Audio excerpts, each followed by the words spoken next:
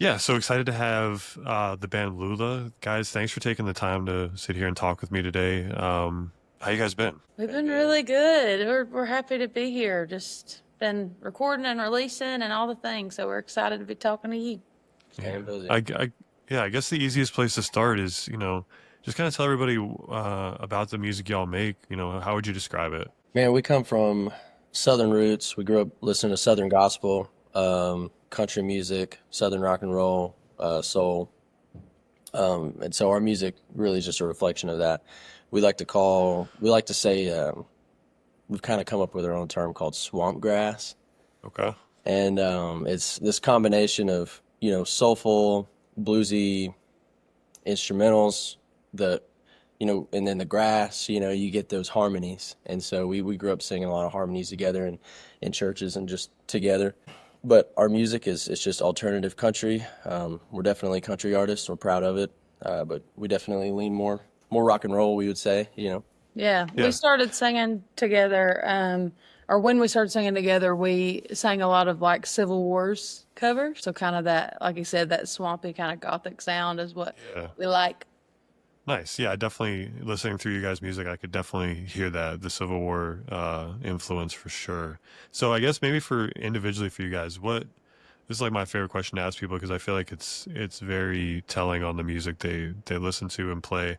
You mentioned rock and roll and all this stuff. What music was played in your household kind of growing up? Mine was such a mix of things because I grew up with three brothers that were older than me, and then ended up having two more brothers and a sister. So I'm kind of right in the middle. So it was everything from your classic like country music, Waylon and Johnny and all the things, to No Doubt and Blink 182, and then in middle school like Adele. But I will say that we had like a tent revival every year that we went to, so it was a lot of gospel music that I was around. I grew up in a Methodist church, and there was a lot of those old Red Book hymns, so that was a consistent thing my whole life. But as far as the music I grew up around, I would say it was a little bit of everything, but mostly inspired by Southern roots. And then I ended up finding my own style a little later on. And now I like to listen to more singer songwriter things. I love Jason Isbell, and I love the older stuff. I love Aretha, Billie Holiday, those kind of things. What about you? What about you, Malachi? Man, I grew up in a pretty conservative household, like Southern Baptist household. My dad was a preacher, and I grew up listening to pretty strictly like gospel music, um, Southern gospel music, and contemporary like Christian music, probably until I was old enough to get my own like music player, like MP3. It was a Yeah. knockoff. I don't know what it was called. It was like red and it had this little like scrolly dial in the middle, but it was kind of a cheap attempt at an iPod Nano at the time. It was like the new iPod Nano. There was like it was just like the white block or whatever. Yeah. Yeah. But until that point, I was probably I don't know 11 or 12, but no, I was probably 10. I don't know how old I was, but that's whenever I started listening to country music. Like actually, like before that, my parents let me listen to like Motown and soul, and so I instantly gravitated towards that because it was so soulful, and I've just always loved soulful music. So artists like my mom has always loved Percy Sledge, like when a man loves a woman, Hmm. and that's actually the first time we ever met. This is like such a sidebar, but first time we ever met, Logan, I was like just coincidentally singing "When a Man Loves a Woman" like in a karaoke thing whenever I was like 14. That's like the first time I ever saw him at all. We were like Right. 13 or 14 years old. He's on stage singing karaoke, and it was Percy Sledge. Yeah, bit of a That's sidebar, amazing. but yeah, You're so I good. grew up listening to like gospel and soul music, like Motown. I love Sam Cooke and Bill Withers and Donny Hathaway, and just naturally, I got my brother's hand-me-downs on his iPod, or Right. it Of was course. country music. It was Alan Jackson and Dirk Bentley, who were actually going on tour with this summer, which is pretty exciting. Amazing. It's 90s, Yeah. 2000s country. So you kind of segued for me. Logan, first off, congratulations. You recently got married and you had Malachi as your mate maid of honor kind of situation, right? Yeah, I guess it'd be matron of honor, but on the maid of honor proposal, it said maid of honor. So Love it. whatever. I'll take what I can get, man. Yeah, I hear you. So Thank you.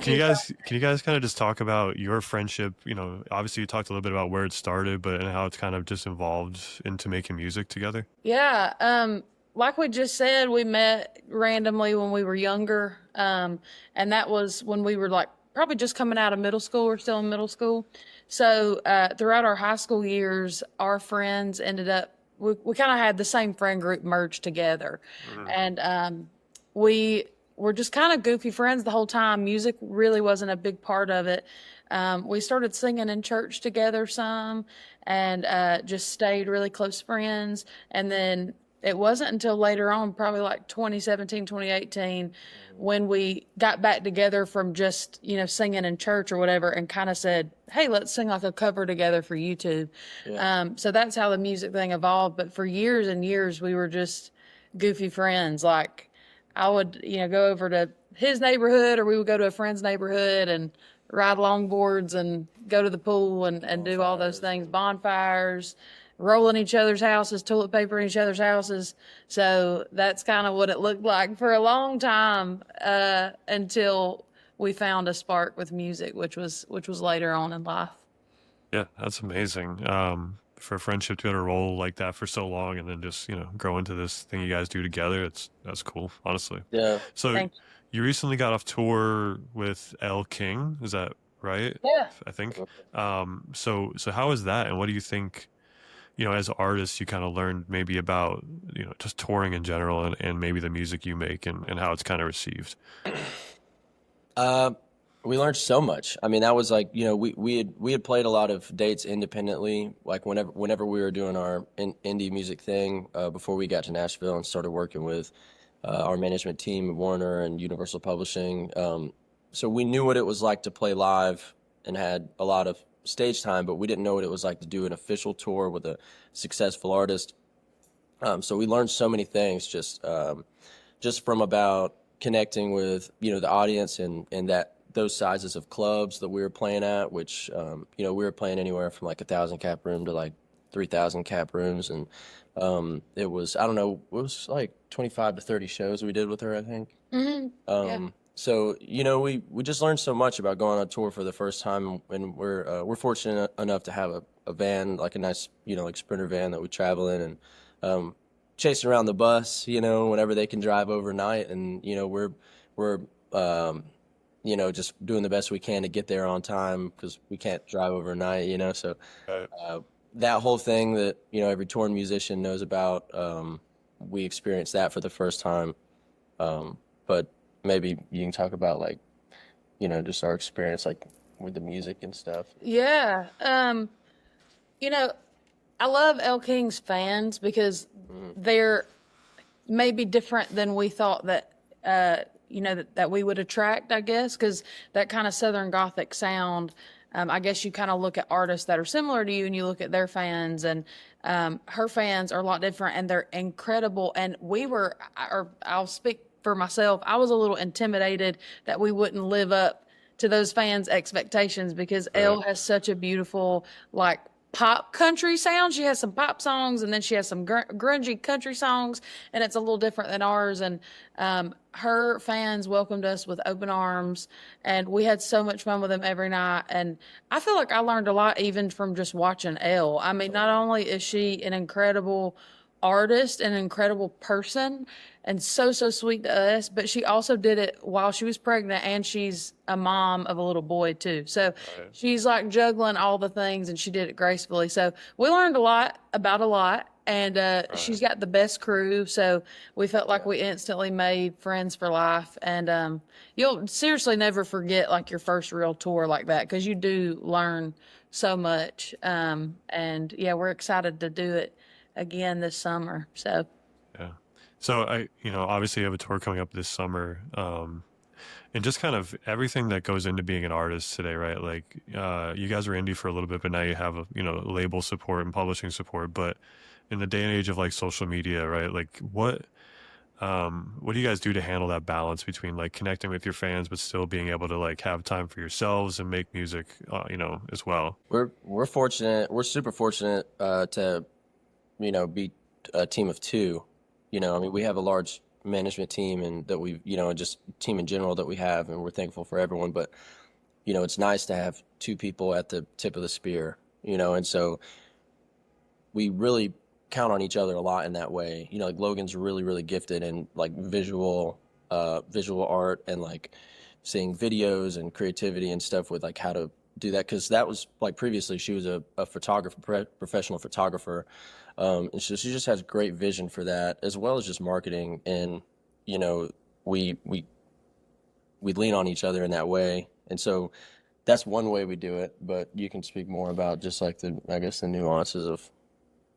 Yeah, that he hit the nail on the head. I mean, having two of us is really important, and he's saying these kind things about me, but I'll throw it right back at him. He knows about so much that I don't, and he had a solo career around our hometown and beyond for a very long time. So he learned a lot about logistics of. He basically was a booking agent for himself in his early 20s. So when we started this thing, he knew how to talk to a venue. He knew how to, get the advances, and he knows how to pack a van full of the gear, like the logistics that you can't do this job without. And I had no idea what I'm doing. So I do feel like I have a hold on our social media and our branding, but he does so much of the work that people don't see that's not shiny and pretty online. So we honestly are just in like a canoe with each other, and we're only rowing if we're both using the paddle. So Right. and we also have a really amazing team. I know you mentioned that we're with a label now, which has been fun and a roller coaster, but our management team and our booking agent holds a lot of weight for us. Even our publishers, people have been sticking out their neck for us ever since we got to town, and we truly can't do it without the people around us that are in our schedules helping us out. So Yeah, and it's a team effort. yeah, and even more like just even more on that, like that speaks so much to how we balance it, how we keep our head straight, but we just do the best we can to be preemptive with our social media, so we're never behind the eight ball. Because what I feel like we kind of live by this is like we never want to be like pushed into situations. We want to be like pulled into situations, like the stuff that we're ready for, And if you're always, if you're keeping the strategy good and you're preparing beforehand, you're kind of always ready for multiple opportunities. And so we try to like, do as much work on social media as we can and put it in our schedules and like really prioritize it versus it being this kind of like afterthought, which really just comes down to intentionality and work ethic. But Yeah, being proactive against reactive in that space matters so much, right? exactly.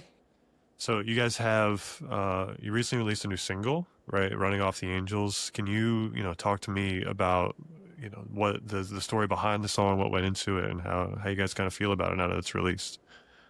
we're excited that it's released. It's been how long has it been? It feels like a year Yeah. since we've kind of put it out. Or Yeah. at least showed the world on social media, which is kind of where it all started to flourish. All right, I'm getting ahead of myself. So do you want to know like the conception and everything? Let's hear the whole creative process behind it. Yeah. We wrote it in October of 2023 with Peyton Porter, and she is actually an artist and songwriter that is from basically our same hometown area. Oh, nice. So it made total sense that we wrote something like this because we are cut from the same cloth, literally. But I just had something on my heart, and I'm sure there'll come a day where we share the whole story. But the song is pretty much just my story that we formulated together to be able to relate to not only myself, but Malachi and Peyton and anybody who listens to it. So we just got together, and it was kind of like a therapy session to me. And even, writing the song and releasing it and having people relate to it has also been very much like therapy for me, which I'm super thankful for. Yeah. But yeah, that's kind of how it was conceptualized, and Yeah, we wrote it that day, and as I guess probably a year ago, and we kind of sat on it for a bit, and we played it at a couple live shows, and we got great responses from it, and we were like, we always like to put our songs out on social media for people to hear, like give them an early experience, and because why there's no reason to like hold stuff back, and so we put it out, just a version of us singing to it and playing it at Logan's house, and wait, I think was that the one? Yeah, and it just kind of like over the course of 2 or 3 days just kind of hit a lick, and I think it was Instagram first. Was it Instagram first? Okay, so it was Instagram first, and then like we just saw our followers. Like I think we had about 6,000 followers, and I can't remember the time frame, but it was over the course of like 6 months that we went from like 6,000 followers to like 120,000 followers on Instagram, and it was really Amazing. all because of the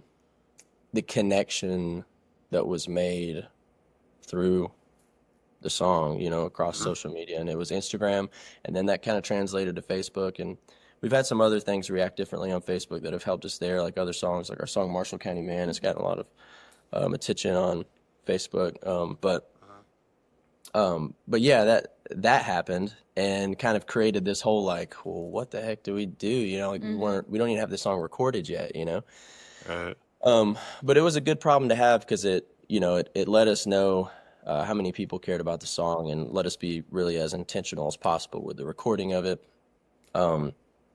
And that's something that we can talk about. We're happy to talk about too, like how we recorded it, if that's interesting at all. But Yeah, Yeah. that's absolutely interesting. Of course.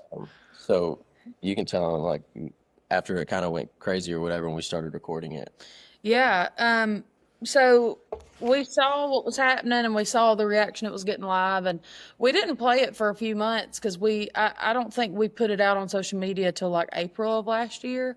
And we wrote it that October before that. So there was a little bit of time where, it is kind of a sensitive song. I mean, it steps on some toes. It definitely has an edge about it. And when you hear the first three words, people are like, oh, I don't know. So there was a little bit of a speed bump we had to get over as far as starting to put it out and not really caring what people thought.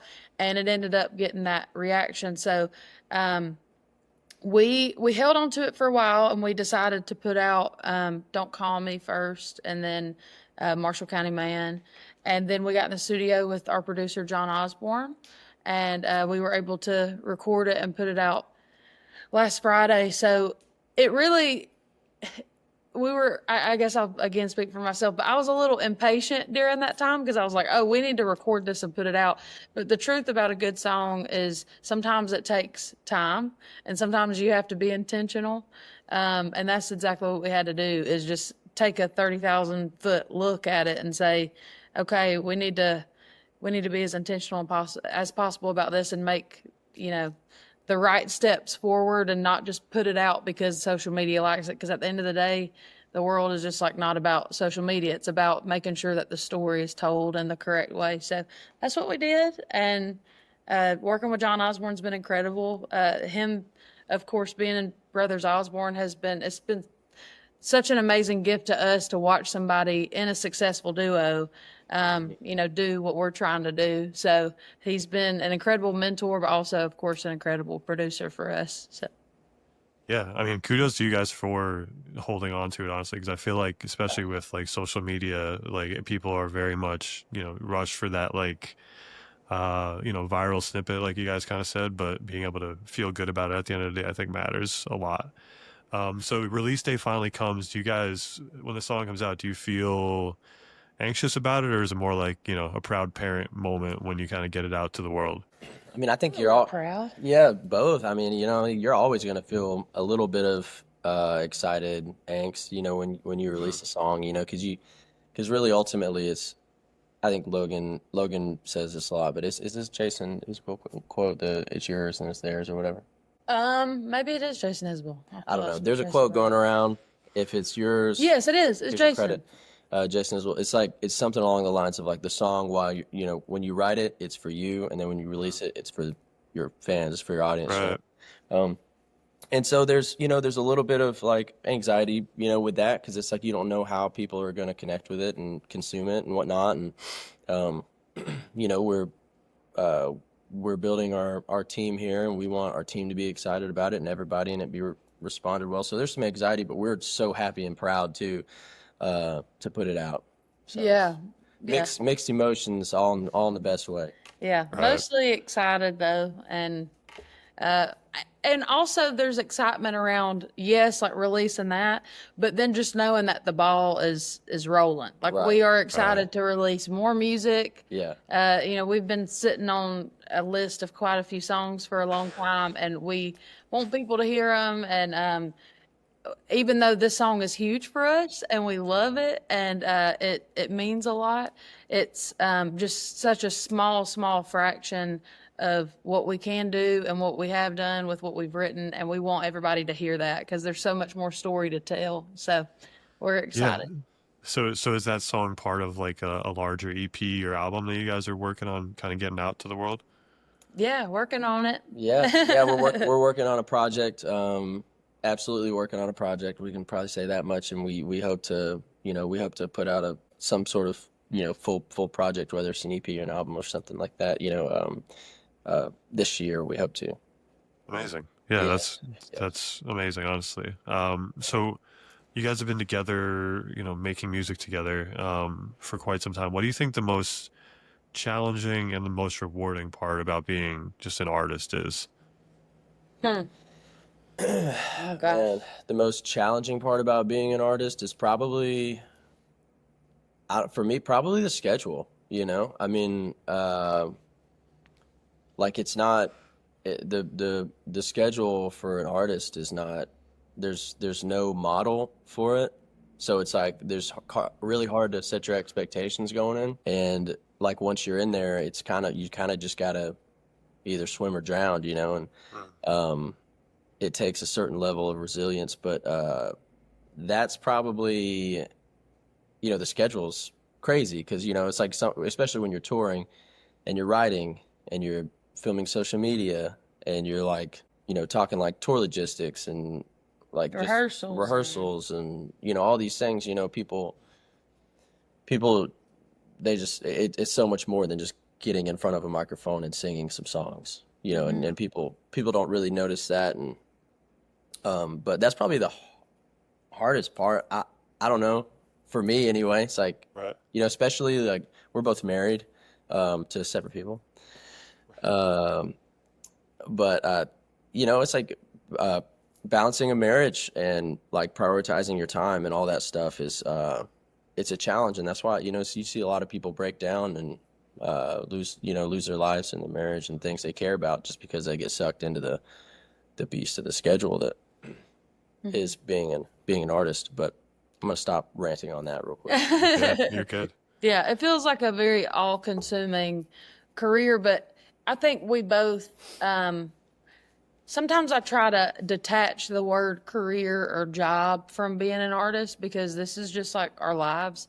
I actually saw a Yeah. quote this morning that I loved because Ed Sheeran was just on a podcast, and he said, you never can have a plan B. When something is your dream, don't ever have a plan B because when things get tough, you're going to always revert to plan B. And you won't work hard to make plan A work. And I truly feel like that's our mentality is no matter how hard it gets, this is our plan A. So we just are always running toward, okay, however hard we got to work, however broke we got to be. If we can't pay ourselves for 2 years, that's what we're going to do. We're going to make sure our band is paid well, that we're fed, and that we are doing this thing because it's our dream. So job and career, I like to detach because this is just my life now. But I agree with him with everything he said about the hardships of it because we're just navigating a new normal for us. And we'll always be doing that. I truly don't think it'll ever get better. I think it will just get easier to accept. But we're ready for anything. Even the hard times are good. And I always like to say the highs are higher and the lows just ain't that bad when you have two people. So Yeah. Yeah, So and yeah, go ahead. I was just gonna say we didn't really talk about good stuff. Yeah, So there's a lot of Yeah, I was good. just gonna Basically, bring it back to it. yeah, basically everything else is good. yeah, it's awesome. We're living our dream. You know, I mean, I like me personally, I actually never thought I would do the artist thing. I thought I would just always be a writer, which is something I'll do until the day that I die. But this is something that I've thought about in my life, and I'm sure Logan's, always dreamed about being an artist. But like sometimes it does feel like you're grasping at straws, or like you're reaching for stars you can't reach. But that's like one great thing that we're doing is we're living our dream. And this is something that is like the opportunities we've been given, going on tour with Elle King, having our major label support in publishing and to make our records. This is something that, it's like it's very slim chances, and it's awesome. I mean, we get to do what we love every day and pay our bills and eat, still eat and have a roof over our heads. So I like what else could you ask for? Aretha Franklin said one time, I keep quoting people, but they said, what's the hardest part about what you do? And she like scratched her head and was like, the hardest part about what I do is deciding what to eat for dinner tonight. I never know what to eat for dinner. And I was like, that is exactly the answer we should have. It ain't hard. We're very lucky and we're very, very, very blessed. So there shouldn't be anything hard about it. The hardest part is picking what we eat for dinner. Amazing. Yeah, I love the Ed Sheeran quote. Perfect. Honestly, needed that this morning. So Malachi, you mentioned, how you always be a writer kind of forever. When you go to write music, is there a certain mood you need to be in to be able to write, you think, or is it you just sit down and kind of, right away? I think it's different for us every day. I think that the main thing, especially being in Nashville, I don't know how much, you've heard about the writing culture in Nashville, but it's like very collaborative, and you have to be on the same page as the people in the room, and you have to be in the same spirit and energy and have the same goal in mind. And I would say that putting others before yourself whenever you come to a write is the most important thing, because you can't channel that muse no matter what it is, no matter what your muse is, whether it's from a spiritual place or it's from just a creative place or a visual place or an audible place, like whether you're getting inspired from music or from a greater power, from whatever you believe in. If you come to the right and you're open-handed and you're thinking, how can I best serve their abilities and how can their abilities in this room serve, me and us work together, then I feel like you're always going to write something pretty awesome. Yeah, amazing. So kind of maybe for both of you here individually, what, in terms of songs you guys have put out, what is the song you're most proud of and why? Doesn't have to be your most popular one. It could just be one that's, means something really heavy to you. Oh, so many come to mind. I feel like I was really proud of Runner Off the Angels. There's a few more that I'll mention, but I mean, that's a very heavy story. And for us to come to a place where we agree to put out something that's heavy, and I'm especially thankful and proud because that song is mostly my story and not Malachi's. And when you're in a duo, like you are seen as one, or at least we try to be. And it was a really proud moment that, he allowed me to have my story so evident in this song and then release it as both of us, which is a reflection on both of us. That was really important to me. And like I said, it was a lot of like trauma that I hadn't been able to deal with until that song.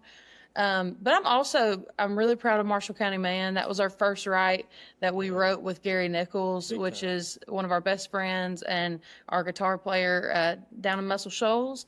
And that was our first write with him, and first time that us as a band went to Muscle Shoals to record. So it was kind of a stamp in time. And we really fought for that song. It took a few days to write it. And we really think that that's the song that kind of got our foot in the door in Nashville. So we, a lot of times we try to write songs similar, murder ballads and kind of swampy ballads like that, because that's kind of a North Star for us. Yeah, we were proud of that one for sure. But it's also, I mean, we're we're happy and proud about all these songs we're recording. You know, that's really the luxury of being able to be here in Nashville and just writing and growing our catalog. I mean, we're probably closing in on 200 songs that we've written since we've been here in 2 years, and we don't feel like those lost any integrity because of the quantity. It's just when you're here doing what you love, you're excited and you're writing music, and then by the time you get a library like that, you can really funnel in on the stuff that you really want to release. And we have so many that we're excited about, and we're just excited to release them. And we're getting closer and closer to really just putting a bunch of music out, and we're super excited for that. Yeah, we're like every day we dream about the different kinds of albums because like you said, we've been sitting on a long list of songs, and they all are kind of in different buckets. We've got like the kind of swamp grass, murder ballad, Civil Wars inspired type of thing. We have the Motown inspired thing. We've written some songs with like Dave Barnes and Caitlin Smith that are in that bucket, very soulful. We've got some that are a little bit slower, some ballads, some piano ballads, a ballad about my grandmother, my nanny. So it's like, sometimes we're like, oh, that one's going to go on the storytelling album, or that one's going to go on the soul album. So we're just excited to hopefully do all those things, put it out, and keep writing. So yeah. Yeah, what a gift to have that many songs just kind of in your back pocket and be able to dream about different albums like that. That's cool, honestly. So I spend a lot of my time on social media as like a music curator, suggesting songs to folks. So my favorite thing to do here is kind of ask y'all a song that you've been kind of obsessed with recently, and kind of why. Wow. Huh. I always blank when this question's at. Hold on, let me. I'm a big Jason Isbell fan. I know we've like said that a couple different times. So it's hard to say because my on repeat playlist, like there's always, like High and Dry Radiohead is like always the very top. I listen to that song every day. Champagne Supernova by Oasis is like a top song I listen to all the time. Better Man by Pearl Jam, the guitar and organ version only, is like my guilty pleasure. It's not very guilty though. It's just, it's good and everybody should know that. But True Believer by Jason Isbell is, it's on his newest album. And his album is, about his divorce and his recent journey through the past couple of years. And it's a very raw him and a guitar album. And I just saw him live, so I'll say True Believer by Jason Isbell because it's a really heavy song and you can feel the emotion in it, and it's just great. I'm a big fan of his. What about you, Malachi? Man, I listen to so much stuff. Like I listen to just like all kinds of stuff, and I'm really, really terrible at this question. Like this, and like, what's your favorite movie? Like stuff like that, and like all these things. I'm just like, I don't know all of them. I don't know. I mean, honestly, I listen to a lot of older stuff, but I think that there's a lot of great people putting out good stuff right now. I think that Ben Chapman he's a friend of ours, and he's got a really just like great record. Right, he put out a few months ago, but so that's called Downbeat. Yeah, it's called Downbeat. Ben Chapman, really gifted writer and artist, and yeah, I mean, there's some great people putting some great stuff out right now. I feel like we're in a great time for music. I think that we've heard it, you kind of hear it sometimes, but I feel like it's a good depiction. It's a bit of a renaissance time. I feel like, a little bit. It's not, it's a little bit of a turning point. Like country music it's more accepting around the edges. It doesn't feel so boxed off to the same old thing. I think Jelly Roll's doing great stuff right now. Mm-hmm. We both really like Stephen Wilson Jr. He's been coming up in our studio sessions. He's a big inspiration for our sounds, and he's killer. Yeah, I love what Stephen Wilson Jr. is doing for sure. That like, I don't know, like southern rock, gothic-ish country. It feels like definitely A little different emo. than what you're. Yeah, a little bit, but that's Yeah, that hits a certain part of me. I can't help it. all of Yeah. us. Yeah. Oh, yeah. Right. So I think kind of wrapping up a little bit.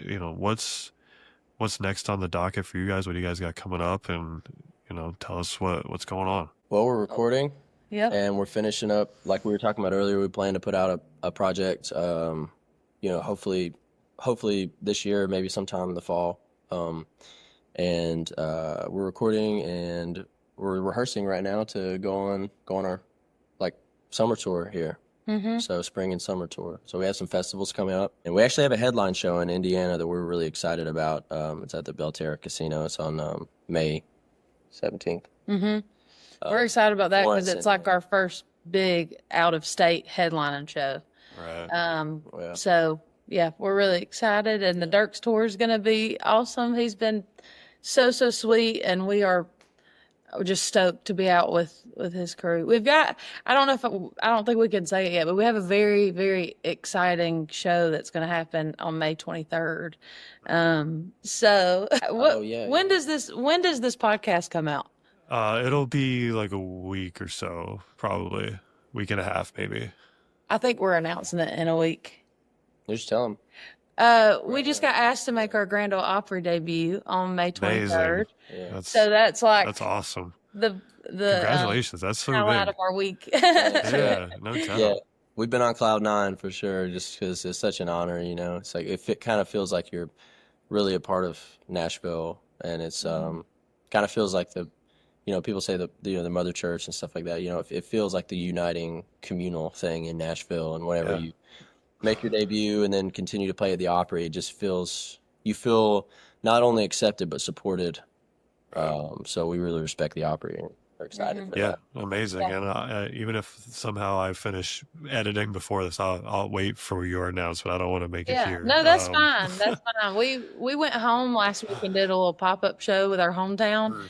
And there was a whole bunch of people there filming us, and we just went ahead and told all them too. So whatever. Right? It's on the Opry's website. Yeah, Okay, it's kind of common knowledge. We just haven't told our people yet, our social media. Yeah, we haven't announced it yet. But we're happy that you should come if you can. Yeah, that'd be amazing. I am in small town Pennsylvania, so a little bit of a hike, but that'd be amazing. Where are you at in Pennsylvania? You should come out to one of these web shows. I am, in terms of big cities, I'm like closest to Philly, but that's still a hike. I'm like central Pennsylvania, literally nothing near me. Nice. But Philly's the closest for sure.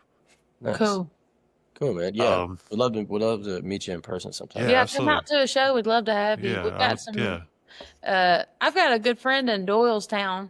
Okay. Yeah, I know where that's at. And there's a show near them somewhere that they're coming to. But anyways, we'll send you the schedule. You should come. Okay. Yeah, absolutely. So, yeah, I mean, that was pretty much it. I honestly can't wait to see what kind of music you guys put out and what's next in store for you guys. And thanks for just spending a half hour of time with me today. Appreciate you. Yeah, thank you for having us. Thank you, Matt. This has been really nice. Thanks. Yeah, it's been incredible. We love talking about our story because, social media only shows a little bit. So this is so fun to dive in. Thank you. Yeah, absolutely. So